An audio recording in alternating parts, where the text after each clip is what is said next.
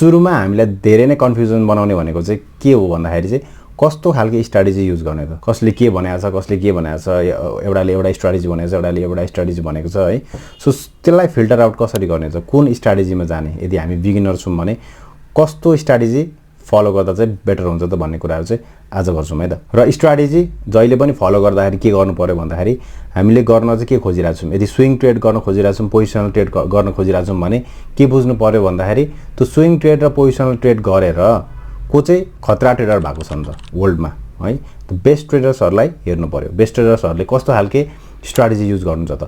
So त्यो हेर्ने बित्तिकै हामीलाई के हुन्छ भन्दाखेरि क्लियर आउट हुन्छ कि माइन्ड क्लियर हुन्छ कस्तो स्ट्र्याटेजीमा जान्ने भन्ने कुरा। र आज हामी युज गर्छौँ च्याट जीपीटी है। च्याट जीपीटीबाट हामीले के फिगर आउट गर्छौँ भन्दाखेरि चाहिँ वर्ल्डको बेस्ट स्टक स्विङ ट्रेडर्सहरू है त, स्विङ अर पोजिसनल ट्रेडर्सहरू को हुन् त भन्ने कुराहरू चाहिँ हेर्छौँ र उहाँहरूले कस्तो खालको स्ट्र्याटेजी युज गर्नुहुन्छ त भन्ने कुराहरू पनि हामी ब्रिफली डिस्कस गर्छौँ है त। सो त्यहाँबाट के फिगर आउट हुन्छ त, अलरेडी बेस्ट ट्रेडर्सहरूले युज गरेको स्ट्र्याटेजी हामीसँग हुन्छ। नाउ अब के मात्र बाँकी हुन्छ भन्दाखेरि जसरी बेस्ट ट्रेडर्सहरूले त्यो स्ट्र्याटेजी युज गर्नुहुन्छ त्यसरी नै आफूले युज गर्नको लागि चाहिँ टाइम लाग्न सक्छ हैन। सो त्यसमा फोकस हुन सकिन्छ त्यसपछि। Now everyone let's get into the screen है त। नाउ अब च्याट जीपीटी युज गरेर हेरौँ है त बेस्ट ट्रेडर्सहरूले कस्तो खालको स्ट्र्याटेजी युज गर्नुहुन्छ भनेर है। सो मेन प्रब्लम भनेको हामीलाई के हुन्छ भन्दाखेरि हामी के गर्न खोजिरहेछौँ नै थाहा छैन है। हामी यदि स्टक ट्रेडिङ गर्न खोजिरहेछौँ, स्टकलाई stock swing trading, stock positional trading गर्न खोजिरहेछौँ भने त्यही विधामा त्यही स्टक ट्रेडिङ है त, not forex trading, not intraday trading है, stock swing trading, stock positional ट्रेडिङमा अलरेडी बेस्ट ट्रेडर्सहरू कुन हो त। सो उहाँहरूलाई पत्ता लगाउने, उहाँहरूलाई हेर्ने हो।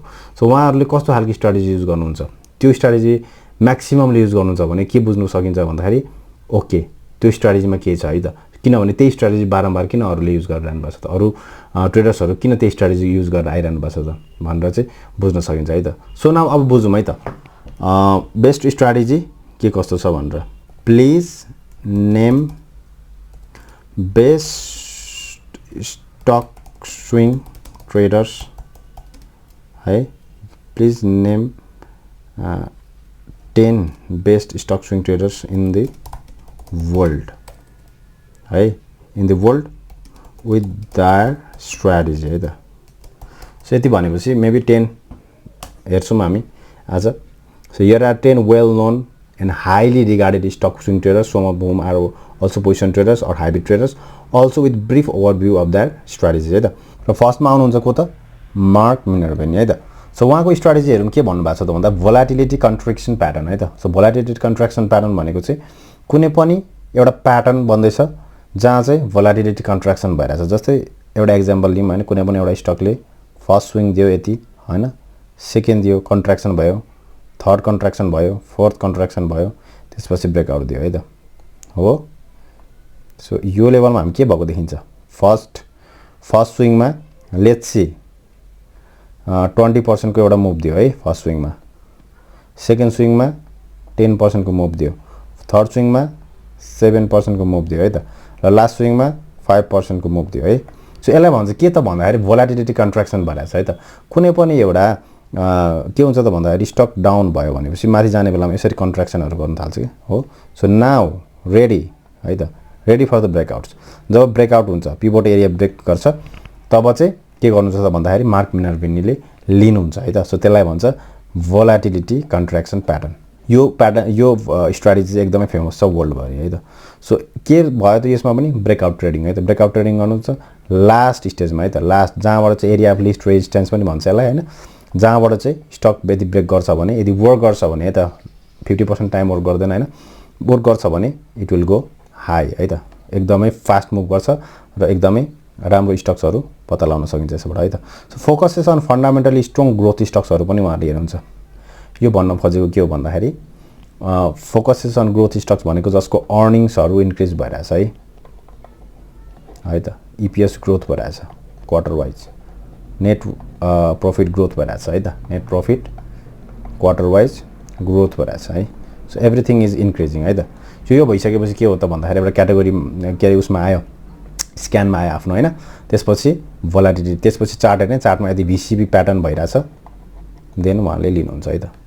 सो फर्स्ट मार्क मिनर्भिनीको के देख्यो त हामीले, स्ट्र्याटेजी देख्यो है त। सो उहाँले के गर्नुहुन्छ त, ब्रेकआउट ट्रेडिङ है त, एउटा प्याटर्न ब्रेकआउट ट्रेडिङ गर्नुहुन्छ भोलाटिलिटी कन्ट्र्याक्सन भइसकेपछि ब्रेक गर्छ त्यसपछि मात्र इन्टर गर्नुहुन्छ है नाउ अब अर्को सेकेन्ड हेरौँ है नाउ सेकेन्डमा हेरौँ के भन्नुभएको छ ड्यान ज्याङ्गर है त फर्स्टमा मार्क मिनर्भिनी हेऱ्यौँ भने सेकेन्डमा ड्यान ज्याङ्गर हुन्छ स्ट्राटेजी के छ technical chart patterns cup and handle usually उहाँले के हेर्दो रहेछ भन्दाखेरि कप विथ ह्यान्डल हैन सेम भोलाटिलिटी कन्ट्र्याक्सन जस्तै हो बट धेरै कन्ट्र्याक्सन हुँदैन यहाँ एकचोटि कन्ट्र्याक्सन हुन्छ दोस्रोचोटि कन्ट्र्याक्सन भएपछि ब्रेक गर्छ भने यसलाई कप के भन्छ त कप विथ ह्यान्डल है त कप विथ ह्यान्डल त्यसपछि फ्ल्याग प्याटर्न्स हेर्नु दोस्रो अर्को कुनै पनि एउटा स्टक्स एउटा कन्सोलिडेसन भएर चाहिँ कन्सोलिडेसन प्याटर्न ब्रेक भइसकेपछि अलिकति माथि जान्छ त्यसपछि के गर्छ त एउटा फ्ल्याग प्याटर्न बनाउँछ है त सो यो फ्ल्याग प्याटर्न ब्रेक गर्छ भने ब्रेकआउटमा उहाँले लिनुहुन्छ एउटा कप विथ ह्यान्डल भयो एउटा फ्ल्याग प्याटर्न्स भयो पेनेन्स पनि सेम जान्छ माथि यस्तो ट्रायंगल जस्तो बनाउँछ ब्रेक गर्छ भने यो पनि उहाँको एउटा स्ट्राटेजीमा आयो हैन एन्ड ब्रेकआउट सेटअप्सहरु युजुअली ट्रायंगल प्याटर्न्सहरु भयो हैन लाइक एसेन्डिङ ट्रायंगल्सहरु भयो हैन डिसेन्डिङ च्यानल्सहरु भयो हैन डिसेन्डिङ ट्रायंगल्स प्याटर्न्सहरु भयो सो यस्तै चार्ट प्याटर्न्सहरु चाहिँ उहाँले ट्रेड गर्नुहुन्छ है त सो उहाँले पनि के गर्नु रहेछ त ब्रेकआउट ट्रेडिङै गर्नुहुन्छ है सो वाइ ब्रेकआउट ट्रेडिङ धेरैले गर्नुहुन्छ भन्दाखेरि त्यस के हुन्छ त भन्दाखेरि ब्रेकआउट ट्रेडिङ भनेको चाहिँ तपाईले सडनली थाहा हुन्छ कि यो होल्ड गर्छ गर्दैन भनेर त्यही भएर त स्टकमा धेरै बसिराख्नु पर्दैन एउटा टाइम को के हुन्छ भ्यालु हुन्छ है त ब्रेकआउट ट्रेडिङमा यो सडनली नो कि यो स्टक होल्ड गर्छ गर्दैन त्यही भएर अनुसारले रिस्क म्यानेजमेन्ट गर्न सकिन्छ है सो उहाँले अर्को के हुन्छ हाई भोल्युम ब्रेकआउट हुँदाखेरि एकदम तपाईको एभरेज भोल्युम भन्दा हाई आउनु पर्यो है जस्तै एभरेज भोल्युम जति आइराछ त्यो भन्दा 2 or 3 टाइम्स नै हाई आउनु पर्यो त्यो भन्दा बढी हाई आयो भने मात्र उहाँले ब्रेकआउट ट्रेडिङमा इन्ट्री गर्नुहुन्छ है त so rapid position sizing with aggressive gains during bull market भनेको अब र्यापिड पोजिसन साइजिङ भनेको चाहिँ अब जब ओभर गरिरहेछ भने यसलाई भन्छ प्रोग्रेसिभ एक्सपोजर है त जुन चाहिँ मैले भिडियोमा भनेको पनि छु एउटा त्यो हेर्न सक्नुहुन्छ कसरी प्रोग्रेसिभ एक्सपोजर गर्न सकिन्छ र्यापिड पोजिसन साइजिङ भनेको यदि बुल मार्केटमा राम्रोसँग ओभर गरिरहेछ भने तपाईको बेट बढाउँदै जाने हो के सो त्यसलाई भन्छ र्यापिड पोजिसन साइजिङ है त सो माथिको दुईटा हेर्छौं भने ओभरअल सेम टाइपको इन्ट्री लेभलहरु हामी देखिन्छ दुईटै बेस्ट ट्रेडर्सहरु भयो त नाउ अब नेक्स्ट हेर्छौं स्ट्यान वाइनस्टाइन है त सो स्ट्र्याटेजी के छ उहाँको भन्दाखेरि stage analysis of stocks buy in stage 2 uptrend avoid stage 3 and 4 भन्नु म खोजेको के हो भन्दाखेरि चाहिँ उहाँको स्ट्र्याटेजी चाहिँ त्यही हो स्टक्स भनेको चाहिँ stage 1 stage 2 stage 3 and stage 4 मा चल्छ है त जहिले पनि हामीले स्टेज 2 मा बाइ गर्नुपर्छ भन्नाले एउटा एकुमुलेसन पिरियड हुन्छ है त यसलाई भन्छ स्टेज 1 है जब यसलाई ब्रेक गर्छ then it will go into stage 2 है त्यसपछि माथि के हुन्छ डिस्ट्रिब्युसन हुन्छ यसलाई भन्छ के छ स्टेज 3 यो स्टेज 2 है देन के आउँछ डाउन ट्रेन्ड आउँछ यसलाई भन्छ के त स्टेज 4 यहाँबाट के बुझ्यो भन्दाखेरि जहिले पनि हामीले स्टेज 2 मा मात्र ट्रेड गर्नुपर्छ है त ट्रेडिङ एरिया भनेको चाहिँ स्टेज 2 मा हो है सो उहाँले के गर्नुहुन्छ त स्टेज 2 मा tools 30 week moving average breakout volume price प्याटर्न्सहरु हेर्नुहुन्छ सेम प्राइस प्याटर्न भनेको अघि हामीले जे डिस्कस गरे त्यही हो ब्रेकआउट भोल्युम हेर्नुपर्छ उहाँले पनि त्यही गर्नु पर्छ 30 वीक मुभिङ एभरेज हेर्नु पर्छ उहाँले चाहिँ हैन कुनै पनि चार्ट प्याटर्न्समा प्राइस चाहिँ 30 वीक मुभिङ एभरेज भन्दा माथि छ भने मात्र उहाँले ट्रेड गर्नु पर्छ भन्ने है सो उहाँको book secrets for profiting in bull and bear markets यो पढ्नु होला एकदम बवाल छ है त सो हामीले के देखिरा छौं भन्दाखेरि चाहिँ सेम टु सेम है त सेम टु सेम बेस्ट ट्रेडर्सहरुको चाहिँ रिपिटेबल प्याटर्न देखिरा छौं है त एउटै टाइपको स्ट्र्याटेजीहरु चाहिँ उहाँहरुले युज गर्नुपर्छ है सो जहिले पनि उहाँको चाहिँ के हो त एउटा कन्सोलिडेसन प्याटर्न्स ब्रेक गरिसकेपछि मात्र ट्रेड गर्ने किनभने यहाँ भित्र धेरै नै म्यानिपुलेसन्सहरु हुन सक्छ है त सो जब ब्रेकआउट गरेर माथि बस्न थाल्छ तब ट्रेड गर्ने र अर्को हेरौं लिन्डा रास के भन्नुहुँदो रहेछ है अब यो चाहिँ च्याट जीबीले दिएको नाम यो चाहिँ मैले सुनेको थिएन है strategy short term swing trading with pattern recognition maybe pattern recognition भनेको त्यही कपी त ह्यान्डलहरु होला हैन सो ट्रायंगल प्याटर्न्सहरु होला है एन्ड मिन रिभर्सन पनि गर्नु रहेछ कुनै पनि मुभिङ एभरेज भन्दा टाढा गयो मिन्स सर्ट गर्ने मुभिङ एभरेज मुनि आउँछ भनेर हैन सो कुनै पनि मुभिङ एभरेज भन्दा मुनि गयो यसलाई लङ गर्ने हैन किनभने यसको आफ्नो मिनमा चाहिँ प्राइसहरु घुमेर आइरा हुन्छ है त सो त्यो टाइपको ट्रेडिङ हो यो भने एन्ड मोमेन्टम सेटअप्स भनेको चाहिँ अभियसली हामीले जुन कुरा गरे माथि त्यही सेटअप्सहरु ओसिलेटर्स लाइक आरएसआई युज गर्नु रहेछ ट्रेन्ड लाइन्सहरु युज गर्नु रहेछ प्राइस स्ट्रक्चर जुन हामीले हेरिरहेको छौं हैन सो अब अर्को हेरौं है त अर्को के हेरौं भन्दाखेरि विलियम मोनेल है विलियम मोनेल पनि हेर्नुपर्ने हुन्छ हामीले किनभने उहाँ अभियसली बेस्ट ट्रेडर्समा आइहाल्नुहुन्छ नाम हैन इन्ट्री भनेको क्यान्सलिम मेथड है सो उहाँको एउटा क्राइटेरिया छ यो क्यान्सलिम मेथड फिट भएपछि चाहिँ उहाँले ट्रेड इन्ट्री गर्नुहुन्छ है त। यसमा भनेको चाहिँ त्यही हो ब्लेन्ड अफ फन्डामेन्टल्स र टेक्निकल्स। यसको डिटेल्समा भिडियो चाहिन्छ भने भन्नु होला, म यसको भिडियो बनाउन सक्छु हैन। सो यसको लागि चाहिँ कमेन्ट गर्नु होला है त। So blend of fundamentals and technicals चाहिँ यहाँभित्र अरू के हेर्नु पर्छ त्यसमा टुल्स भनेको अर्निङ ग्रोथ, क्वार्टरली अर्निङ्स हुनु पर्यो है त, अर्निङ ग्रोथ हुनु पर्यो है। सो अघि हामीले मिनर्भिनीको हेरे जस्तै EPS को ग्रोथ हुनु पर्यो है। त्यो इन्स्टिट्युसनल स्पोन्सरसिप भनेको त्यही हो। इन्स्टिट्युसनल स्पोन्सरसिप भनेको चाहिँ तपाईको अब अहिले हामीले ब्रोकर होल्डिङहरु हेर्छौं नि, ब्रोकर होल्डिङ, म्युचुअल फन्ड होल्डिङहरु हेर्छौं नि। सो त्यो पनि हेर्न पर्ने हुन्छ हामीले, कसले बढी होल्ड गरेछ त्यसपछि जान सकिन्छ। चार्ट ब्रेकआउट्सहरु युजुअली उहाँले हेर्ने भनेको कप विथ ह्यान्डल हेर्नुहुन्छ उहाँले चाहिँ है। So usually cup with handle यदि यस्तो खालको प्याटर्न्स ब्रेक गर्छ भने उहाँ इन्टर गर्नुहुन्छ है त। So famous for founder of investors business daily and how to make money in stock, यो सबै ट्रेडर्सहरुले स्टक ट्रेडर्सहरुले पढ्नुपर्ने बुक हो है त, रिकमेन्डेसन। त्यसपछि हामी हेरौं ओलिभर केल है।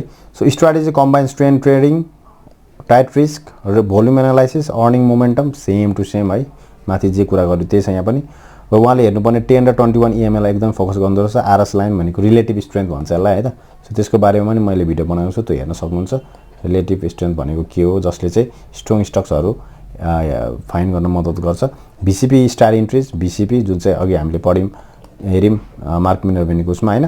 क्विक एक्जिट्स अन विकनेस, यदि एक्जिट क्विक भनेको चाहिँ त्यही हो, कुनै पनि शूटिङ स्टार क्यान्डल बन्छ एकदम टार्गेटमा पुगेपछि अथवा 10 र 21 EMA मुनि क्लोज गर्छ कुनै पनि क्यान्डल पनि, त्यतिखेर एक्जिट गर्ने हो है त। So famous for 2020 US investing champion, 2020 को US इन्भेस्टिङ च्याम्पियन हुनुहुन्छ विथ 900% रिटर्न है त। सो उहाँ पनि। Then Paul Tudor Jones strategy macro plus swing trading in equities and फ्युचर्समा गर्नु रहेछ। Often use technical setups in line with macro theme. Macro भनेको चाहिँ त्यही हो, अब कन्ट्रीको के भइरहेछ त अहिले, कन्ट्रीको लिक्विडिटी कतातिर छ हैन, लिक्विडिटी क्रन्च पिरियड छ कि लिक्विडिटी आउने पिरियड छ कि, लाइक इन्ट्रेस्ट रेटहरु हेर्ने हैन, देशको इन्ट्रेस्ट रेटहरु हेर्ने। सो सबै कुराहरु हेरेर चाहिँ ल अब बुल आउँदैछ अथवा बियर आउँदैछ भनेपछि चाहिँ उहाँले चाहिँ अलिकति लङ टर्म हेरेर चाहिँ गर्नुहुन्छ है त। So tools momentum, price patterns, technical analysis use गर्नुहुन्छ है। सो फेमस फर प्रेडिक्टिङ 1987 क्रासमा चाहिँ एकदम बवाल उहाँले कमाउनु भएको थियो है त।